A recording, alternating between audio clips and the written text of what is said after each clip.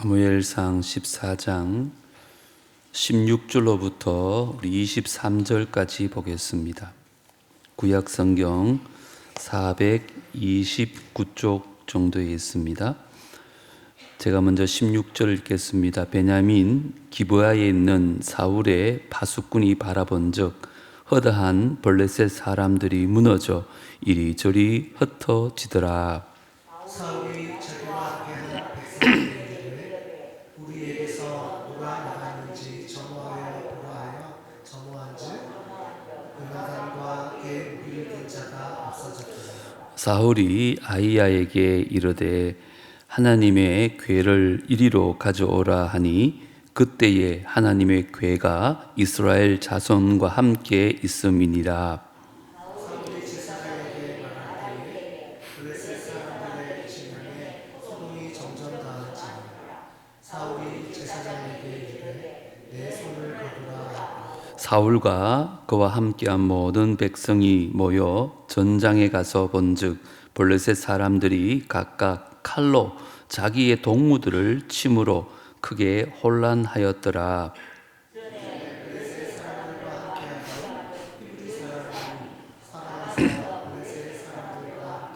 진영에 들어왔더니 그들이 돌이켜 사울과 요나단과 함께한 이스라엘 사람들과 합하였고 에브라임 산지에 숨었던 이스라엘 모든 사람도 블레셋 사람들이 도망함을 듣고 싸우러 나와서 그들을 추격하였더라. 여호와께서 그날에 이스라엘을 구원하심으로 전쟁이 벳아웬을 지나니라. 아멘. 날씨도 많이 추운데 오늘 또 금요기도에 오신 여러분들을 환영합니다. 금요기도회 때마다 사무엘상을 살펴보고 있었는데요.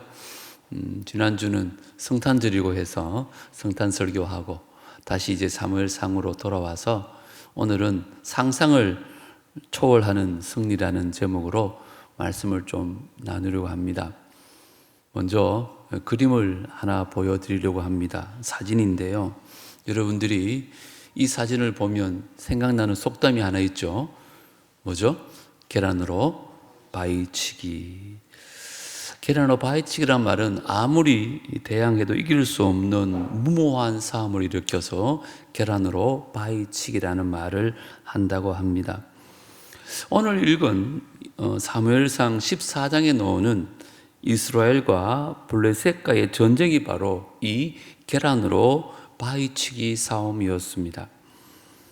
그들의 전력을 잠시 비교해보면 블레셋은 전차가 3만 대요, 마병이 6천 명이고 창칼에 무장한 사람들이 셀 수 없이 많은 보병이 있었다고 말씀드렸습니다.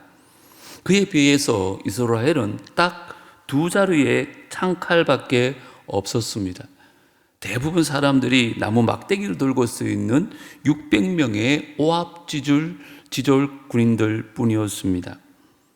그런데 그 결과는 이스라엘의 대승으로 끝이 납니다. 계란으로 바위를 친 게 아니라 계란으로 바위를 쪼개진 것 같은 그런 기적이 일어난 것입니다. 여러분, 어떻게 이런 일이 있었을까요? 아무 무기도 없는 그 소수의 이스라엘이 어떻게 최신 병기로 무장한 블레셋 대군들을 무찌를 수 있었을까요? 여러분, 우리 삶에도 바위로 계란치기 같은 힘든 상황이 찾아올 때가 있잖아요. 나의 힘으로는 도저히 극복할 수 없는 문제들이 쓰나미처럼 몰려올 때가 있습니다. 그때마다 우리는 두려움에 떨면서 절망에 빠지기 쉽습니다. 근데 오늘 본문을 보니까 이스라엘의 승리의 비결을 우리가 마음에 새길 수만 있다면, 또 그 말씀대로 우리가 실천만 할 수 있다면 상상을 초월하는 승리를 우리도 경험하게 되어지리라, 저는 그런 마음이 있었습니다. 여러분 가운데 어렵고 힘든 분들, 특별히 정말 내 힘으로 아무것도 할 수 없다고 생각되어지는 분들 있으시면 오늘 이 말씀 꼭 마음에 새기시고 놀라운 승리를 맛볼 수 있는 우리 모두가 되어지기를 주 이름으로 축복합니다. 먼저 이스라엘의 대성을 거둔 첫 번째 이유는 요나단의 믿음 때문이었습니다. 16절에 보면 베냐민 기브아에 있는 사울의 파수꾼이 본즉 허다한 블레셋 사람들이 어떻게 됐다 그래요? 무너져 이리저리 흩어지더라 이렇게 말합니다. 블레셋이 이스라엘을 공격하기 위해서 믹마스의 전열을 갖추었습니다. 그런데 게바에 있었던 사울왕은 이제 겁에 질려가지고 600명의 군대와 함께 기브아로 더 후퇴하고 있었습니다. 그러나 이 사울의 아들 요나단은 자기 부하 한 명만 데리고 믿음으로 블레셋을 기습합니다. 블레셋 군사들이 칼도 들지 않은 요나단 앞에서 푹푹 쓰러지기 시작하는 것입니다. 그래서 요나단의 무기를 들었던 뒤를 따라오던 부하가 그 앞을 지나가면서 그들을 다 찔러 죽입니다. 그때 또 하나님께서 큰 지진을 일으켜서 블레셋 군사들의 마음에 공포심을 몰고 옵니다. 그래서 오늘 본문에 보니까 블레셋 사람들이 무너져 이리저리 흩어졌다 이렇게 말합니다. 여기 무너졌다는 말은 녹아내리다는 뜻입니다. 마치 뜨거운 물에 얼음이 녹아내리듯이 이 요나단의 용맹스러운 모습과 또 천지를 뒤흔드는 지진을 보고는 블레셋 군사들이 전의를 상실하고 이리저리 도망갔음을 이야기하고 있습니다. 여러분, 그들의 비명소리가 얼마나 컸던지 지금 사울이 있는 기브아는 여기서부터 1.5km 정도 떨어져 있었습니다. 근데 거기까지 이 비명소리가 들릴 정도였습니다. 여러분, 한 사람의 믿음이 얼마나 엄청난 결과를 가져오는지 우리에게 보여주고 있는 본문입니다. 모든 이스라엘 백성들은 그 블레셋 전력을 보고는 다 기겁하고 도망쳤습니다. 사울 왕까지 기브아로 도망친 그 절망적인 상황 속에 여호와의 구원은 사람의 많고 적음이 있지 않다, 그렇게 말하고 그렇게 믿음으로 선언하고 달려갔던 그 요나단의 믿음이 바로 이스라엘 한 나라의 운명을 완전히 바꾸어 버렸던 것입니다. 오늘 이 말씀 듣는 저와 여러분도 요나단 같은 상황을 초월하는 믿음으로 전진함으로 말미암아 원수의 세력들을 무너뜨리게 할 수 있는 믿음의 사람들 다 되어질 수 있게 되기를 주의 이름으로 축복합니다. 이와 반면에 사울왕은 어땠을까요? 하나님의 뜻보다는 돌아가는 상황을 보고 움직이는 불신앙의 모습을 대조적으로 오늘 보여줍니다. 17절을 한번 같이 읽어볼까요? 시작. 사울이 자기와 함께한 백성에게 이르되 우리에게서 누가 나갔는지 점호하여 보라 하여 점호한즉 요나단과 그의 무기를 든 자가 없어졌더라. 블레셋 진영에 혼란이 막 있는 것을 보고는 사울은 아니 누가 그들을 공격했지? 그것을 알아보기 위해서 이스라엘에 점호를 시킵니다. 그 결과 요나단과 그의 부하가 없어진 것을 발견합니다. 자, 여러분이 사울이라면 어떻게 해야 할까요? 사울은 한 나라의 왕이기에 앞서서 요나단의 아버지였습니다. 자기 아들이 지금 혼자 적진에 들어가서 전쟁을 하고 있습니다. 그럼 어떻게 반응하는 게 맞을까요? 두말할 나위 없이 지원군을 당장 보내는 게 정상 아닐까요? 자기가 앞장서서 아들을 구해야 되는 게 정상 아닐까요? 그런데 사울은 어떻게 하는지 18절 한번 보십시오. 사울이 아히야에게 이르되 하나님의 궤를 이리로 가져오라 하니 그때에 하나님의 궤가 이스라엘 자손과 함께 있음이니라. 사울이 이미 하나님께 부림받은 사람이었거든요. 그래서 허수아비 제사장 아히야에게 이제야 하나님의 궤를 가지고 오라는 거예요. 왜 그랬을까요?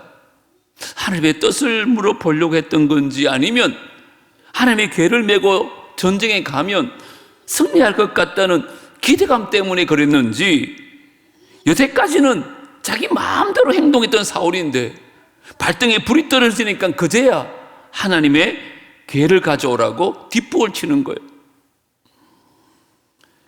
그런데 하나님의 괴가 도착하기까지 기다리다가 블레셋 상황을 보니까 자기들끼리 형편없이 막 무너지는 거예요. 그래서 뭐라 했는지 19절을 제가 읽어드립니다. 사울이 제사장에게 말할 때에 블레셋 사람의 진영에 소동이 점점 더한지라. 그래서 사울이 어떻게 했어요? 제사장에게 이르되 내 손을 거두라 하고. 무슨 내용인지 이해가 되시죠? 제사장에게 여호와의 괴를 가져오라 했는데 가만 보니까 자기들끼리 막 소동이 일어나고 막 쓰러지는 거예요. 그래서 저 정도면 하나님 도움 없이 내 힘으로 충분히 이길 수 있겠다. 하나님에게는 필요 없어. 그냥 둬. 그렇게 명령한 거예요. 그리고는 또다시 인간적인 상황을 보고 자기 마음대로 행동을 결정하는 가오를 또 범하고 만 것입니다. 이게 얼마나 불신앙적인 행동인지 모릅니다. 어려울 때는요, 주여 주여 하면서 하나님 의지하다가 조금만 살만하니까 나요 하면서 하나님 다 팽개쳐버리는 무례함과 방자함이 들어있는 것입니다. 하나님은 이런 불신앙 때문에 사울을 버렸고 하나님 마음에 합한 다윗을 왕으로 정할 수밖에 없었던 것입니다. 자, 그렇다면 여러분에게 한번 물어보겠습니다. 여러분의 믿음은 이 요나단과 사울의 믿음 중에 어느 쪽에 더 비슷한 믿음이십니까? 요나단처럼 상황을 초월하여서 하나님 말씀대로 전진하는 그런 믿음입니까? 아니면 사울처럼 아쉬울 때만 하나님 찾다가 조금만 괜찮아지면 내 마음대로 또 되돌아가는 그런 불신앙의 삶입니까? 하나님은 오늘도 오직 하나님의 말씀만 의지해서 믿음으로 전진하는 사람들을 통해서 귀한 역사를 일으킬 줄 믿습니다. 하나님께서 저와 여러분의 마음에 감동 주실 때 사울처럼 뒷걸음질 치지 마시고 인간적인 상황으로 판단하지 마시고 요나단처럼 믿음으로 전진할 수 있는, 그래서 놀라운 승리를 맛볼 수 있는 우리 모두가 되어지기를 주의 이름으로 축복합니다. 두 번째, 이스라엘이 mik마스에서 대성을 거둔 이유는요, 바로 아름다운 연합 때문이었다는 것입니다. 오늘 본문을 보면요, 블레셋 군대와 이스라엘 군대의 아주 대조적인 모습이 나옵니다. 이건 꼭 보셔야 됩니다. 자, 먼저 20절을 보겠습니다. 시작. 사울과 그와 함께한 모든 백성이 모여 전장에 가서 본즉 블레셋 사람들이 어떻게 해요? 각각 칼로 자기의 동무들을 침으로 크게 혼란하였더라. 먼저 블레셋 군대의 모습을 우리에게 소개해주고 있어요. 어떻게 했다고요? 서로 자기 아군들을 찔러 죽이는 일이 벌어지고 있었던 것입니다. 물론 예기치 못한 요나단의 공격 때문에 또 무시무시한 땅의 흔들림 때문에 공포에 빠져가지고 이성을 잃고 자기들끼리 막 찌르고 죽이기 시작했을 때 블레셋이 완전히 대패하고 말더라는 것입니다. 그런데 저는 오늘 본문을 보면서 오늘날 우리의 삶도 우리의 교회도 이와 비슷하지 않는가, 심지어 우리나라도 너무 비슷하다는 생각이 들었던 것입니다. 오늘날 성도들도 서로 사랑하고 격려하지 못하고 서로를 욕하고 비방하면서 찔러댈 때 여러분, 그 교회가 어떻게 될까요? 완전히 쑥대밭이 되는 거죠. 고린도 교회가 바울파, 아볼로파, 게바파, 그리스도파로 막 찢어 다투고 싸웠을 때 초대교회 가운데 가장 불행한 교회가 되어졌잖아요. 마찬가지로 우리가 서로 사랑하지 못하고 서로를 향하여 찔러대는 삶을 살면요, 내가 속한 공동체는 모두 다 쑥대밭이 되고 마는 거예요. 똑같은 원리입니다. 이렇게 싸우고 비방하던 고린도 교회를 향해서 사도 바울이 뭐라고 소리쳤는지 고린도전서 6장 7절입니다. 너희가 피차 고발함으로 너희 가운데 이미 뚜렷한 허물이 있나니 차라리 불의를 당하는 것이 낫지 아니하며 차라리 속는 것이 낫지 아니하냐. 차라리 네가 불이익을 당할지언정 남을 찔러지는 마라. 서로 비방하며 싸우지 마라. 그거 자체가 이미 허물이다. 이렇게 말을 하고 있습니다. 다시 한번 여러분에게 한번 물어보겠습니다. 여러분은 남의 잘못을 지적하고 비방하는 일을 더 많이 하십니까? 아니면 남의 잘못을 덮어주고 그들을 격려하고 세워주는 일을 더 많이 하십니까? 남에 대해서 이야기할 때 칭찬을 더 많이 하십니까? 아니면 그들을 욕하고 비방하는 얘기를 더 많이 하십니까? 남의 잘못을 지적하는 거는요, 누구나 다 할 수 있습니다. 심지어 어린 아이들도 다 할 수 있어요. 그런데 성숙한 사람은 그렇지 않아요. 남의 잘못을 나의 잘못으로 여기고 회개하는 사람, 그들을 세워주기 위해서 눈물로 그들을 위해서 기도하고 말씀으로 양육하면서 그들의 삶을 변화시키기는 하나님의 도구로 쓰임 받는 것, 이거는 오직 믿음의 성숙한 성도들만이 할 수 있는 것입니다. 하나님께서는 그런 사람들을 통해서 역사하는 것이죠. 여러분, 교회가 하나 되지 않을 때 하나님의 영광을 다 가리게 되고 전도와 선교의 문은 다 막혀버립니다. 그래서 우리 주님께서 요한복음 17장에 중보기도의 본을 보이시면서 미래 교회를 위해서, 미래 성도들을 위해서 오직 한 가지를 5번이나 계속 반복적으로 기도한 게 있습니다. 그게 뭔지 아세요? 하나 되게 하여 주옵소서. 하나 되게 하여 주시옵소서.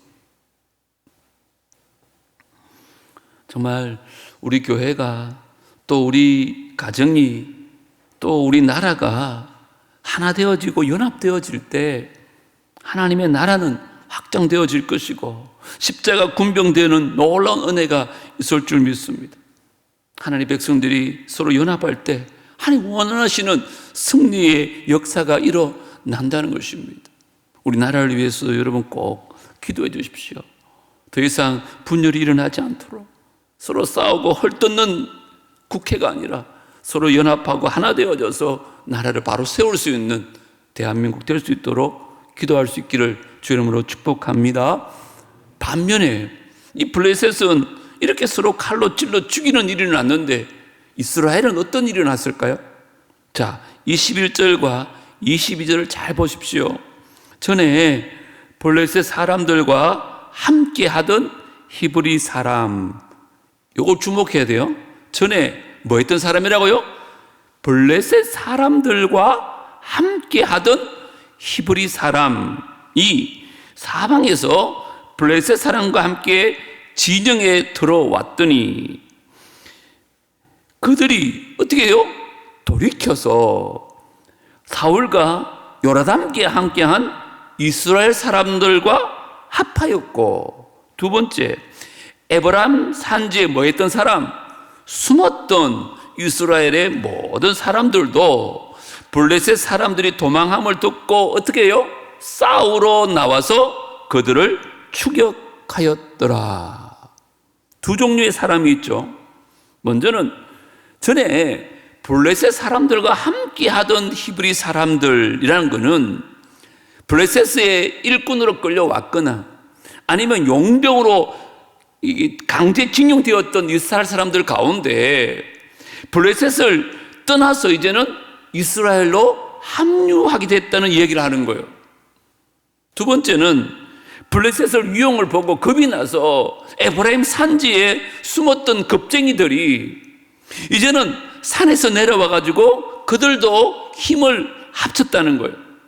자, 요나단이나 이 사울 군대 입장에서 볼 때 여러분, 이 사람들이 반가운 사람들일까요? 아니면 정말 얄미운 사람들일까요? 얄미운 사람들이잖아요. 아니, 이유 어찌 되었던지 이스라엘 적인 블레셋 편에서 살았던 사람들이라니까요. 겁이 나서 다 도망갔던 사람들이라니까요. 그런데 이스라엘 조금 이기는 것 같으니까 블레셋을 떠나서 이제는 이스라엘 편으로 넘어온 거예요. 또 산에 숨었던 사람 생각해 보세요. 블레셋이 이스라엘을 막 잡아먹을 것 같을 때는 두려워가지고 그러면 나 살려라 그러고 에브라임 산에 도망친 사람들이에요. 그런데 이제 보니까 이스라엘이 막 힘을 얻는 거예요. 슬슬 기어 내려와가지고 나도 같이 세울게 그러고는 그냥 막 다 차려놓은 밥상에다가 숟가락 하나 얹은 거죠. 자, 웬만한 사람 같으면 어떻게 될까요? 받아줄 줄 모르겠어요. 하지만 그냥 받아주겠습니까? 엎드려 받쳐 그래갖고 막 빠따 막 치고 막 너희들 왜 그랬어? 막 난리가 났을 텐데 오늘 본문을 보세요. 그런 말이 하나도 없습니다. 요나단과 사울의 군대가 그들을 그대로 다 품어주었던 거예요. 그리고는 그들과 힘을 합쳐서 적을 무찌르는데 나갔다고 얘기하고 있어요. 여러분 너무나 대조적이지 않아요? 다시 한번 여러분에게 물어볼까요? 여러분도 이전에 여러분을 배신하고 여러분을 대적했던 사람들, 또 어려운 일이 있을 때 혼자 살겠다고 도망갔던 사람들이 슬슬 기어나와가지고 아이고 나도 좀 붙어줘 막 친한 척하고 달라붙으면 여러분은 그들을 받아들이는 연합의 마음이 있습니까? 아니면 한번 눈 밖에 난 사람은 끝까지 말썽나 봐라 그러면서 용서하지 아니하고 정죄하면서 그들을 피하고 있지는 않습니까? 하나님께서 예수 그리스도 안에서 우리를 용서하신 것처럼 우리도 여러분의 마음을 아프게 한 사람들을 용서하고 안아주시기를 원하고 계시다는 거예요. 저는 2024년 마지막 금요 기도를 하면서 오늘 이 본문을 만났다는 게 나름대로 너무 신기하더라고요. 여러분에게 도전합니다.